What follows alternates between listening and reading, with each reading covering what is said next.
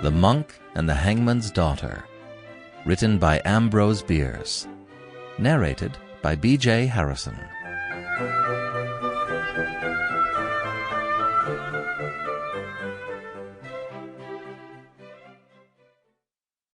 On the first day of May, in the year of our blessed Lord 1680, the Franciscan monks Aegidius, Romanus, and Ambrosius were sent by their superior from the Christian city of Passau to the monastery of Berchtesgaden, near Salzburg.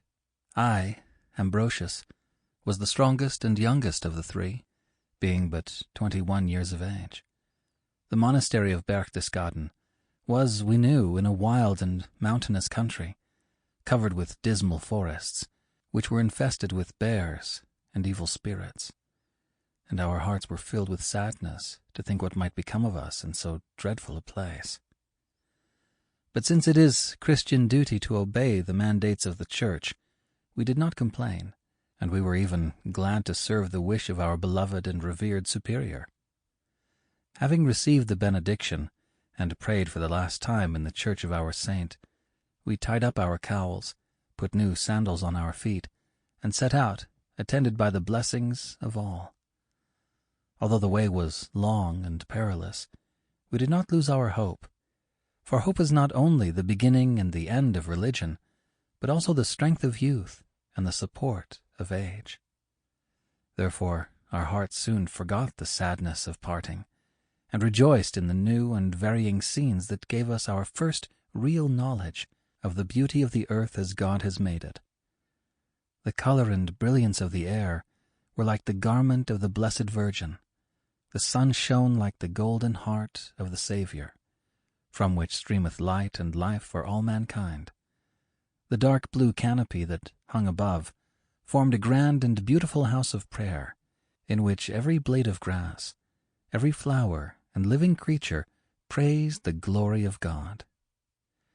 As we passed through the many hamlets, villages, and cities that lay along our way, the thousands of people, busy in all the vocations of life, presented to us poor monks a new and strange spectacle, which filled us with wonder and admiration.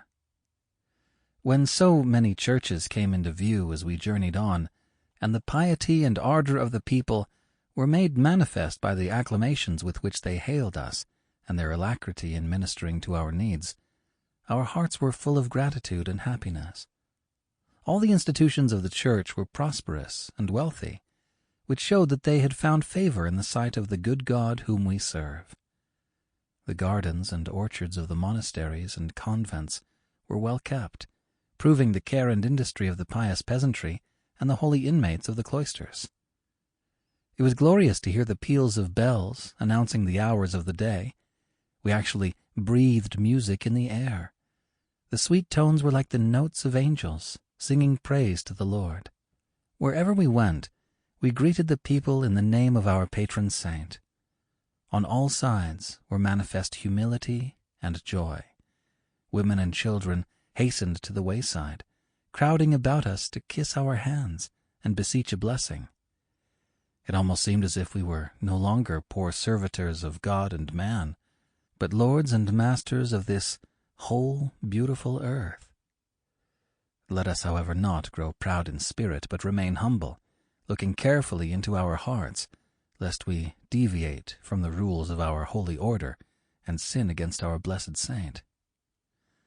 I, Brother Ambrosius, confess with penitence and shame that my soul caught itself upon exceedingly worldly and sinful thoughts. It seemed to me that the women sought more eagerly to kiss my hands than those of my companions, which surely was not right, since I am not more holy than they. Besides, I am younger and less experienced, and tried in the fear and commandments of the Lord. When I observed this error of the women, and saw how the maidens kept their eyes upon me, I became frightened, and wondered if I could resist should temptation accost me. Sample complete. Ready to continue?